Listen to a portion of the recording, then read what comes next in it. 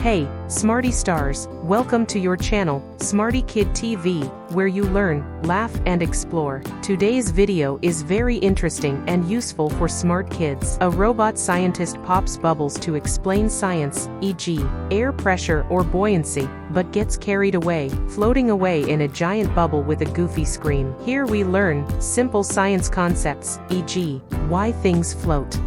Hey, Smarty stars. Welcome to ScienceBot's Bubble Lab. Today, we're popping bubbles to learn why things float. Ready? Let's bubble up. Okay, kids. Things float when they're less dense than what's around them, like this duck in water or my bubble in the air. Watch this. See carefully. When I try to pop the giant bubble with a comically oversized pin, I trip, knocking over a beaker. Bubbles multiply chaotically. Too many bubbles. I'm a scientist, not a bubble machine. Oh no. Oh no. I am trapped inside a massive bubble, floating upward. Oh no, I'm too light. Buoyancy's got me. Help! I'm floating to the moon. Now the bubble pops, and I am falling into a pile of foam, emerging with bubbles stuck to my face.